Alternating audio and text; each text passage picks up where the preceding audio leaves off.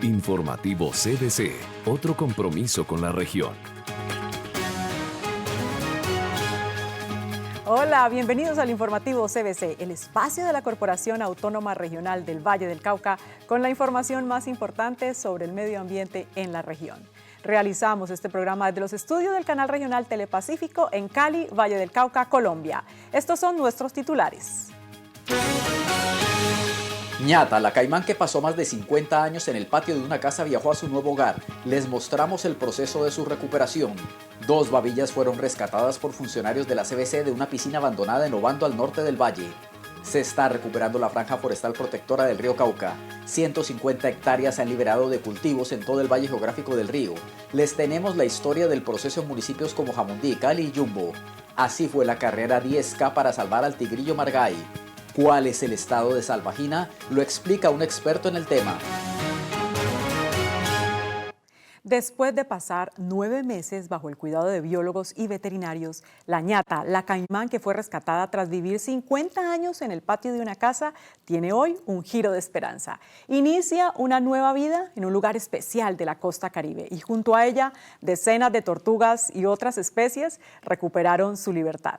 Nuestro compañero Wilson García estuvo en el operativo de reubicación final de este imponente reptil en Cartagena y nos cuenta esta historia de compromiso con la fauna silvestre.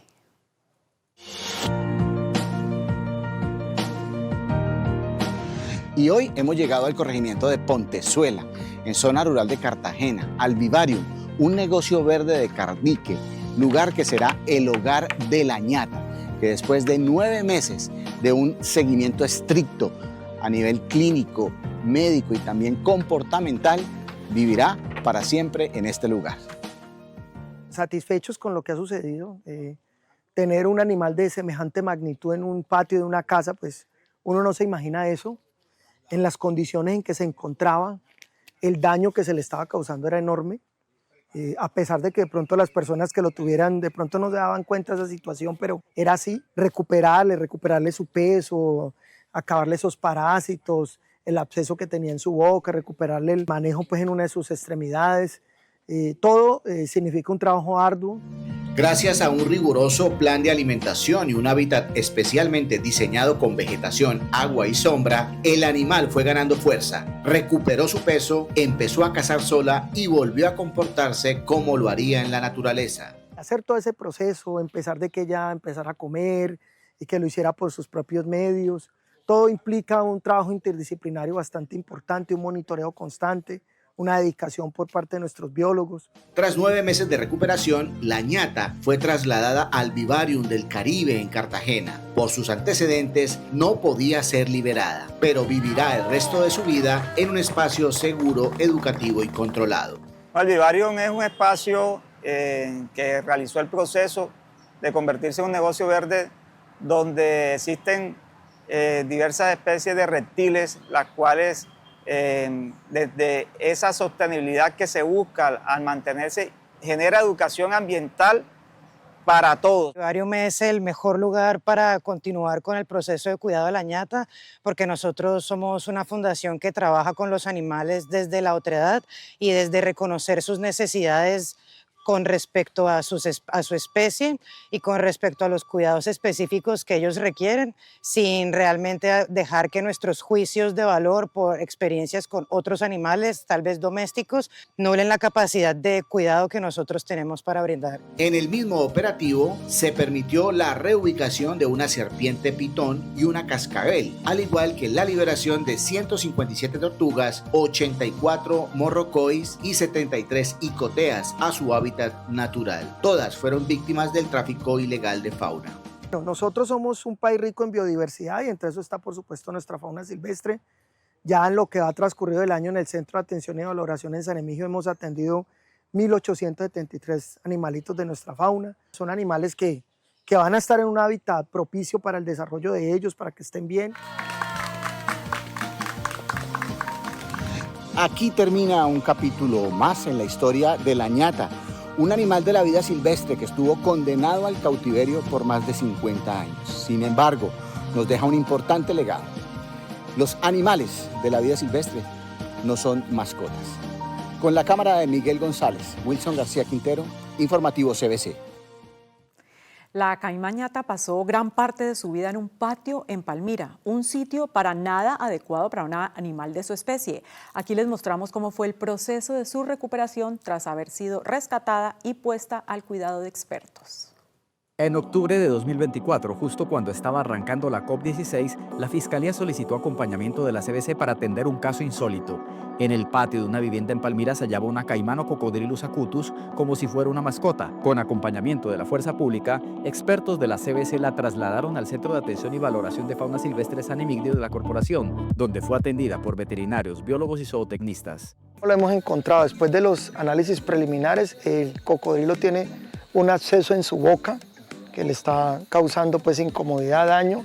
Tiene un problema en una de sus paticas superiores izquierda, está atrofiado, no puede desplazarse adecuadamente y adicionalmente para el tamaño que tiene una baja en su peso entre el 40 y el 50%. Los siguientes meses la ñata, como la llamaron sus captores a la caimán, los pasó en un espacio mucho más amplio y óptimo para ella, con acceso a una poceta de agua para regular su temperatura, además de una dieta acorde a su especie. Para febrero de este año era otra. Los exámenes de sangre y coprológicos la encontraron libre de parásitos y con su extremidad recuperada. Ya hoy, después de 4 meses, le podemos informar a todos los vallecaucanos de que ya la ñata está cazando presas vivas. Eso es muy importante porque está ya recuperando esos instintos. Sin embargo, pasó 50 años en un patio, por lo que sería riesgoso liberarla en un entorno salvaje. Por eso se empezó a gestionar su traslado con la Corporación Autónoma del Canal del Dique Cardique, con sede en Cartagena, al sitio Vivarium, donde podrá pasar sus últimos años en su ambiente y convivir con los individuos de su especie, pero monitoreada en un sitio seguro. Al fin, los expertos de la CBC pusieron cuidadosamente a la ñata en el huacal, buscando su seguridad y la de los veterinarios que la acompañarían en el viaje. Ella se le fabricó un huacal especial para eso, con todo el reforzamiento necesario. Fuimos asesorados por expertos para el traslado de esta especie, entonces pues obviamente muy meticuloso para que todo el huacal lleve toda la seguridad para el personal y para el animal. Aguanta peso, tiene incluso las medidas del cocodrilo, un poco incluso más grande, pero con las especificaciones de los expertos para que ella no pueda voltearse, por ejemplo, en su interior, pero tiene unas ventanas en las cuales vamos a poder ir mirando el animal en cierto tiempo para todo el seguimiento del traslado. La ñata hace parte de un gran cargamento de vida. Salen 165 animales para liberación, entre esas tortugas cicoteas y morrocoy, y salen 3 animales para reubicación, el caimán, la pitón y la cascabel. Esas son para reubicación en Vivarium y las otras son de liberación con Cardique. Así inició este viaje histórico para un animal que nunca debió ser mascota y que ahora tendrá por fin una vida digna en un ambiente adecuado para ella.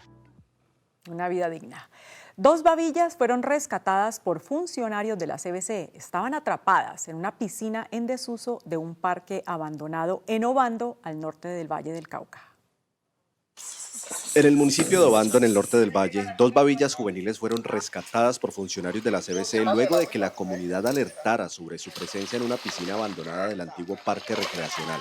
Los animales, al no encontrarse en un entorno natural, estaban atrapados sin posibilidad de alimentarse adecuadamente ni de salir por sus propios medios. Las babillas, al estar en el sitio donde estaban, no es una zona natural. No sabemos cómo llegó a esta piscina, es una piscina recreativa que estaba abandonada. Obviamente no hay alimento para ellas no se podían salir del sitio, entonces por lo tanto me imagino que estaban comiendo lo que encontraban. Las babillas fueron trasladadas al Centro de Atención y Valoración de Fauna Silvestre de la Corporación, donde recibirán todos los cuidados necesarios, desde una valoración clínica completa hasta su preparación para el regreso a la vida silvestre. Después de trasladarlas de aquí, de hacer la captura, se traslada al Centro de Atención y Valoración de Fauna del CAP. Se hace revisión, desparasitación, se hace todos los exámenes. Después de la revisión se deja un tiempo en cuarentena y cuando ya estén listas se hace la reubicación. La CBC reiteró el llamado a la ciudadanía para que, ante cualquier caso similar, evite intervenir por cuenta propia y se comunique al numeral 550. Con estos operativos, la Autoridad Ambiental del Valle del Cauca reafirma su compromiso con la conservación y el bienestar de la fauna silvestre. Nos vamos a un breve corte y luego cómo se está liberando de cultivos la franja forestal del río Cauca. Además tendremos a un experto explicando el estado de la represa de Salvajina y si hay razón para estar alertas. Ya regresamos.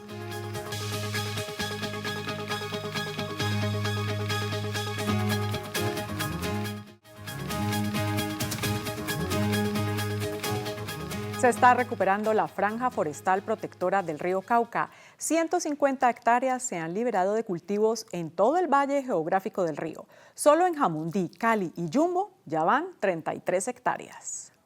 Las franjas forestales protectoras son importantes para la conservación de la biodiversidad a lo largo de los ríos. Por ello, desde el 2021, la CBC, junto con propietarios de predios cañeros y Azocaña, ha trabajado en la recuperación y conservación de unas 150 hectáreas de estas franjas en el valle del río Cauca. Venimos de tener un monocultivo, la caña, a tener diversidad.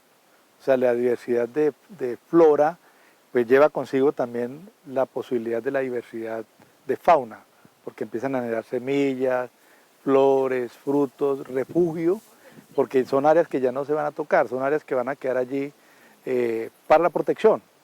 Entonces, cuando no hay perturbación, por supuesto, la fauna va a encontrar, es favorable el ambiente para que la fauna llegue y empecemos a recuperar toda esta zona protectora del río Cauca, sobre la margen izquierda especialmente.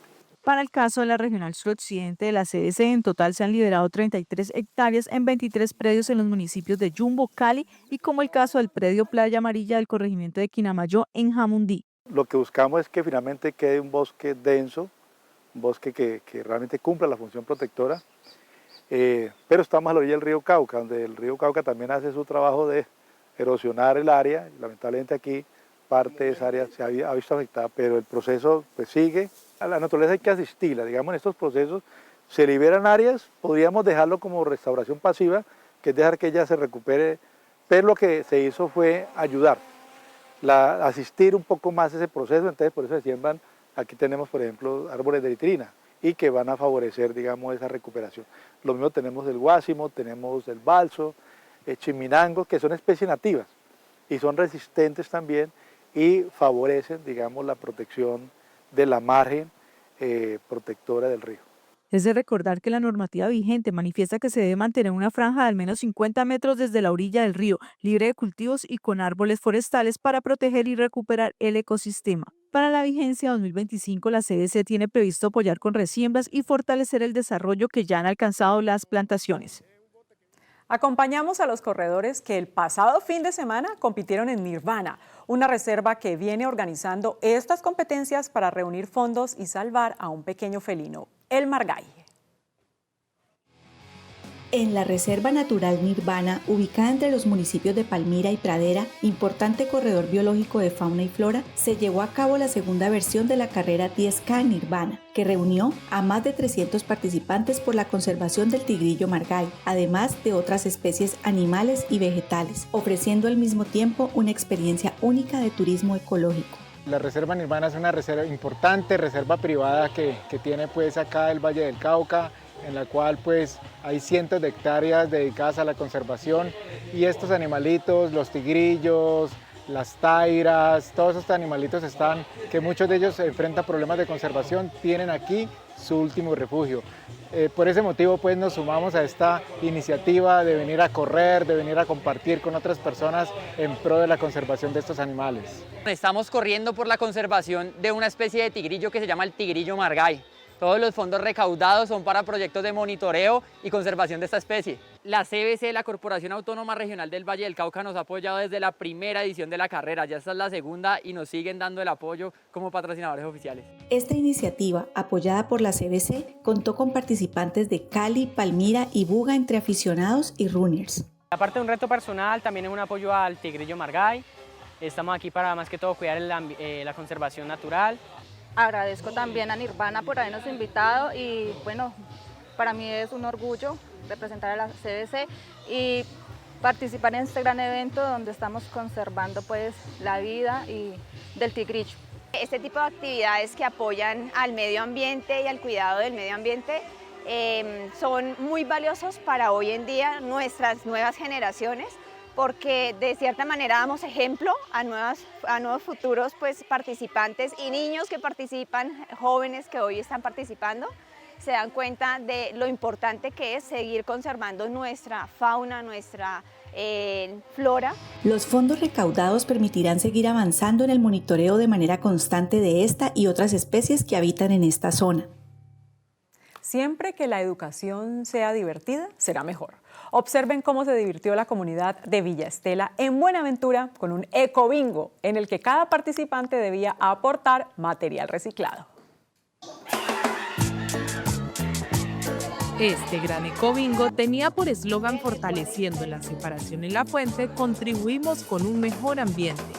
Y fue una invitación directa para que toda la comunidad de Villa Estela en Buenaventura se integrara en el cuidado del medio ambiente de una manera lúdica. Con motivo de la implementación de la estrategia educativa de residuos sólidos, se vio la necesidad de realizar esta actividad, teniendo en cuenta que en la comunidad de Villa Estela a la gente le gusta mucho jugar bingo. Entonces pensamos, ¿por qué no mezclar esta actividad que la gente lo hace con tanto gusto con un enfoque ambiental? Y fue por ello, mi niña, que convocamos a la comunidad de Villa Estela en aras de sensibilizarlo en el manejo adecuado de residuos sólidos y la separación en la fuente. Para acceder a una tabla debían entregar 5 kilos de material reciclable. Por supuesto, la comunidad participó de manera activa y disfrutó del ecobingo reciclando. La acogida de la comunidad fue muy buena, a pesar de que estamos en un día, como se dice, laboral, porque la gente vive el diario aquí, pero la gente atendió el llamado y agradecerle a todas esas personas que sacaron su espacio y agradecerle también a la corporación CBC por traernos este tipo de eventos aquí a la comunidad. Gracias de parte de mi comunidad a la CBC por sacar el espacio y darnos la oportunidad de un compartir, porque también nos enseñan a reciclar diferentes los desechos del día a día. En este ecobingo también participaron los jóvenes de la institución educativa de la comunidad, con una iniciativa de venta de ropa de segunda mano. La ropa queda vinculada en esta, no solo el segundo uso de la ropa para las otras personas, sino para generar un segundo recurso, tal vez para las actividades del colegio, en la sede Marina Solano, tal vez para comprar escobas, trapeadores y cosas de aseo que necesitamos en la sede. La comunidad se unió al reciclaje mostrando que juntos logramos un ambiente más limpio. La CBC reafirma su papel como aliada del entorno. Nos vamos a un pequeño corte y al volver le preguntaremos a un experto cuál es el estado actual de Salvajina y si representa alguna larva. Ya regresamos.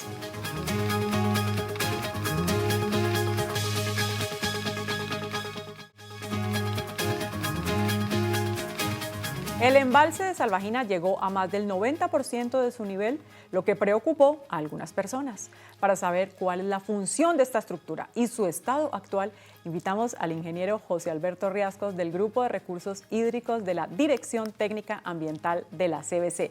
Ingeniero, qué gusto tenerlo aquí en nuestro programa. Bienvenido. Muchas gracias, Liliana, por la invitación a tratar este tema tan importante para el Valle del Cauca. Eso es cierto. Aquí en el programa a nosotros nos gusta dar información, noticias, pero también nos gusta hacer educación ambiental y por eso quiero justamente preguntarle qué es un embalse. Contémosle a nuestros televidentes, ¿qué es un embalse? Bueno, en pocas y sencillas palabras podemos decir que es un gran depósito artificial de agua que generalmente se construye dentro del cauce de un río o una corriente de agua superficial cuando transita por la zona montañosa. Allí se construye un gran muro o una pantalla o una pared para represar el agua y almacenarla para las épocas en que se necesite. Eso en términos prácticos es un embalse. Es un embalse. Digamos que la mayoría de embalses en Colombia son para producir energía hidroeléctrica. ¿Cuál es justamente el caso de Salvajina? Bueno, Salvajina es un caso muy particular. Nace de la necesidad de controlar las inundaciones en la zona plana del Valle del Cauca o mitigarlas, pero también una vez retenidas esas crecientes del río Cauca, luego se libera controladamente esa agua almacenada para aliviar la contaminación. Esos son los dos principales objetivos del embalse. Y el tercero, que es subordinado a estos otros dos objetivos ambientales, es el de la generación de energía. Pero hay un cuarto objetivo que podemos llamarlo como objetivo colateral, que es el de mantener una lámina de agua o una profundidad de agua del río Cauca cuando pasa por Cali, para que la bocatoma del acueducto pueda captarla y abastecer el 70% de la población de Cali, que es la que se sirve de agua desde la planta de Puerto Mayarino. Claro, ingeniero, ¿y nuestro embalse ha cumplido su función todos estos años? ¿La ha cumplido a cabalidad? Evidentemente. Le voy a contar algo rapidito. La idea del embalse se gesta por allá en 1930 y el embalse se construye, empieza a funcionar en 1985. En ese lapso se registraron inundaciones de cerca de 100.000 hectáreas. Eso significa la tercera parte de la zona plana del Valle del Cauca, es decir, de Jamundí a Cartago, la tercera parte se inundaba y eso no se ha vuelto a presentar. Esa es una evidencia de la utilidad de Salvagina en el control de inundación. Los demás servicios se han prestado, evidentemente, y eso es lo que hace que Salvagina se reconozca como un embalse multipropósito, por esas diferentes funciones que tiene para los vallecaucanos. Claro, y todas sus funciones se han cumplido. Se han cumplido. Todas esas funciones. Yo quiero que le contemos a nuestros televidentes cómo funcionó justamente este embalse de Salvagina en el pasado fenómeno del Niño, porque es que uno escuchaba las noticias y el fenómeno del Niño en Bogotá ocasionó racionamientos de agua. Aquí afortunadamente no tuvimos ese problema, entonces contémosle cómo fue ese funcionamiento de nuestro embalse. Sí, y no solo en Bogotá, en varias otras regiones se presentaron dificultades por el fenómeno del Niño, que fue bastante extenso y fuerte. A nosotros nos fue muy bien porque el embalse, cuando hubo la época húmeda, la época de lluvias, el embalse almacenó agua, que esa es la función, almacenar agua en épocas de lluvia, para descargar en épocas de escasez. Entonces, empezamos el fenómeno del Niño con un nivel alto del embalse y eso hizo que esa agua nos alcanzara para cubrir todo el periodo de escasez del fenómeno del Niño. Entonces, nos fue muy bien en esa temporada. Claro, pero entonces, ingeniero, eso es un trabajo de muchas personas que están involucradas en este proceso. Correcto. De saber cuándo liberar, cuándo soltar, cómo reservar, todo esto. Así es, sí. ¿Quién toma esas decisiones? Bueno, también para contar que en el año 1994, cuando se separó el componente eléctrico de CBC, que antes la CBC era la distribuidora de energía, cuando se separa el componente eléctrico de la CBC y da origen a la empresa de generación que es CEPSA, hoy Celsia, se crea un comité técnico de operación. 2 representantes de Celsia, 2 representantes de la CBC, que se reúnen cada mes para definir los objetivos del mes. Detrás de eso, como tú dices, Liliana, hay un equipo de profesionales y técnicos en ambas instituciones que recogen información, que la evalúan, que la procesan. Luego hacemos otro tipo de evaluaciones y armamos la propuesta de operación del mes, que la llevamos al comité de inicio de mes y allí nos ponemos de acuerdo en cómo operar el embalse. Claro, pero justamente, ingeniero, ¿cómo hace la CBC para saber cómo lo va a manejar? ¿Cuándo soltar? ¿Cuándo retener? Eso me imagino que tiene todo un plan. Sí, bueno, sí, como dije hace un momento, el embalse ideal es llenarlo en época húmeda, vaciarlo en época seca. Ese es el embalse ideal. Pero eso, descrito así de sencillo, no lo es tanto. Hay una complejidad allí porque entran muchas variables a mediar con sus incertidumbres. Entonces, nosotros utilizamos herramientas como los modelos matemáticos de pronóstico, los modelos de simulación, la recolección de información hidrológica. Nosotros, por ejemplo, Liliana, para una sola variable recogemos diariamente 24 datos. Eso significa que al año tenemos cerca de 8.800 datos para procesar. Eso nos ha permitido últimamente la actualización de la regla de operación, que es nuestra principal herramienta, se llama regla de operación. Y esa regla de operación, esa actualización, la hicimos a través de modelación de redes neuronales artificiales, que es una herramienta computacional para hacer ese tipo de análisis cuando tenemos demasiada información. Entonces, ahora tenemos una nueva regla de operación que, digamos, nos da mucha más confianza, mucha más seguridad en el manejo del embalse. Claro, esto es tecnología junto al trabajo de un equipo conocedor y que sabe exactamente cómo manejar este embalse. Así es, así es. Qué bueno, qué bueno. ¿Cuál es el estado actual, justamente, ingeniero? ¿Cuál es el estado actual en este momento del embalse de Salvajina? Sí, bueno, nosotros las noticias han salido por estos días, hace tal vez la semana pasada, el embalse subió al 96.5%. Pero insisto, ese es el sentido del embalse, almacenar agua ojalá lleno, ¿cierto? En la medida de lo posible lleno, para utilizarla en las épocas secas. Y eso también nos da una evidencia de la eficiencia, la alta eficiencia de la gestión de la capacidad del embalse, ¿cierto? Porque estamos ocupando casi todo lo que tenemos para atender la época seca. Entonces, el nivel de eficiencia es alto. Y sí hay que tener cuidado, por supuesto, porque lo que no se quiere es que rebose, que el embalse rebose. Y tenemos un buen margen de espera para si de pronto llega una creciente, que se quede en el embalse y no rebose. Entonces, el embalse ya está bajando de nivel.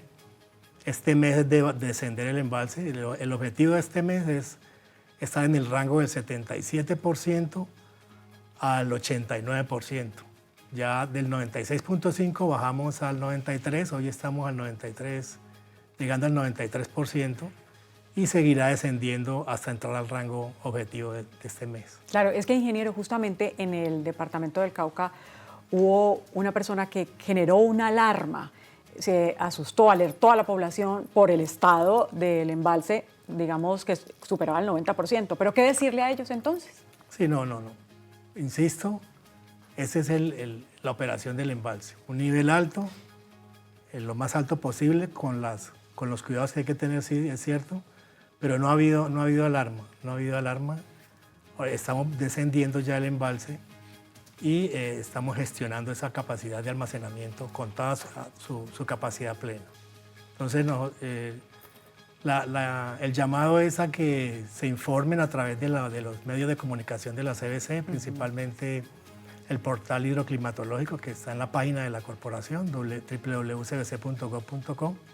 Allí está diariamente la información del embalse, y no solo del embalse, sino de toda la red de monitoreo que tiene la corporación, que de lunes a domingo estamos haciéndole seguimiento al comportamiento del embalse y a las variables que inciden en ese comportamiento. Eso es cierto. Ingeniero, muchísimas gracias. Bueno, a ustedes muchas gracias por la invitación y por permitirnos esta información para la comunidad en general. Muchas gracias. Se nos ha terminado el tiempo por hoy. Agradecemos su compañía y recuerden que nos vemos en Telepacífico todos los miércoles a las 7:30 de la noche. Recuerden que también nos pueden ver en nuestro canal de YouTube, Informativo CBC, y seguirnos en Facebook. Además, en RCN, nuestra tele internacional, los sábados a las 11:30 de la mañana. También los invitamos a seguir Cuentos Verdes, en Modo Verde la revista, en modoverderadio.com, la emisora, el podcast Ecotalks y a través de las redes sociales. En la CBC estamos comprometidos con la vida y ahora más cerca de la gente. Hasta la próxima.